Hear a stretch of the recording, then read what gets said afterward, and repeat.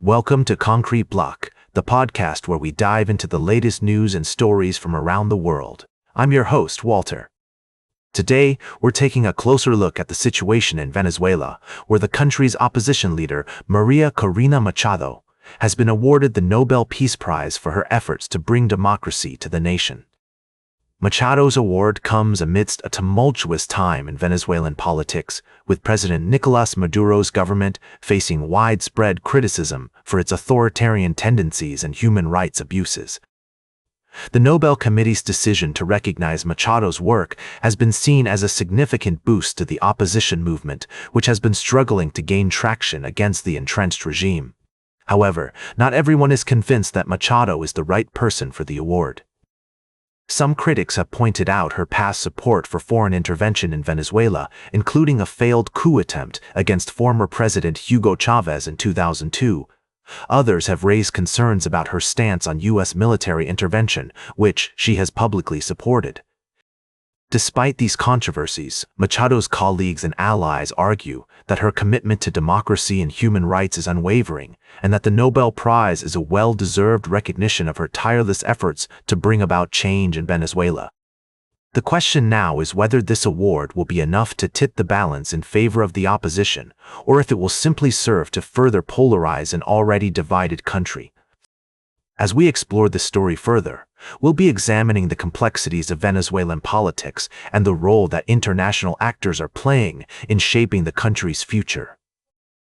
We'll also be hearing from experts and analysts who can provide insight into the implications of Machado's Nobel Prize and what it might mean for the people of Venezuela. We'll be right back with more of today's top news on Concrete Block.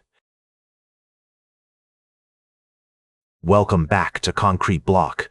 We're diving into a complex and intriguing story that has been unfolding in recent weeks. Reports have emerged that over 200 Kenyans are fighting for Russia in the ongoing conflict in Ukraine.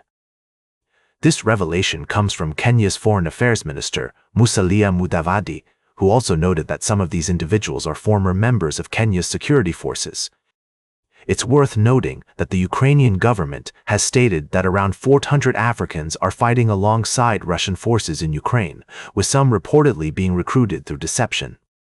The Kenyan government has expressed concerns about the increasing number of its nationals being lured into forced criminality, such as drug trafficking and forced labor in foreign countries. The story takes a disturbing turn as some of the rescued Kenyans have shared their experiences of being forced to assemble drones and handle chemicals without proper training or protective gear. The Kenyan president, William Ruto, has requested the Ukrainian government to secure the release of Kenyans currently held in the conflict zone. As we explore this story, it's essential to acknowledge that the situation is multifaceted and involves various countries and interests. We must consider the complexities of international relations, recruitment tactics, and the welfare of individuals caught in the midst of conflict. The fact that citizens from across Africa, including Somalia, Sierra Leone, Togo, Cuba, and Sri Lanka, are being held in Ukrainian prisoner of war camps raises questions about the scope and nature of foreign involvement in the conflict. It's crucial to approach this topic with nuance and recognize the need for transparency and accountability. As we continue to follow this story, we'll strive to provide you with balanced and accurate information. The situation is evolving, and we'll be keeping a close eye on developments. Welcome back to Concrete Block. Today we're discussing the upcoming elections in Chile and how they might impact the country's environmental policies.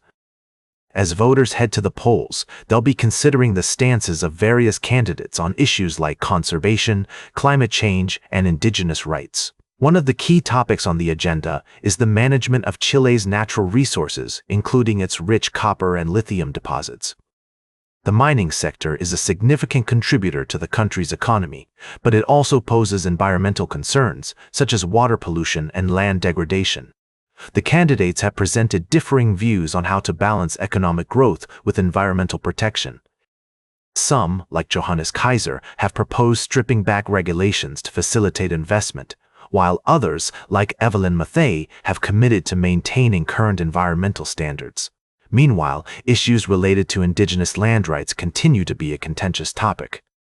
The Presidential Commission for Peace and Understanding has proposed resolving land conflicts through negotiation and transfer of land ownership, but some candidates, such as José Antonio Cast, have taken a more hardline approach, describing violence by indigenous groups as terrorism and promising to reclaim territory for state control.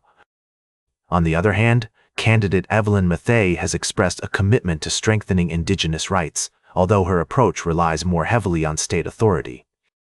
She has also proposed creating a national carbon offset market and enforcing the country's existing goal of cutting carbon emissions in half by 2035. It's essential for voters to carefully consider these differing perspectives and their potential impact on Chile's environment and communities.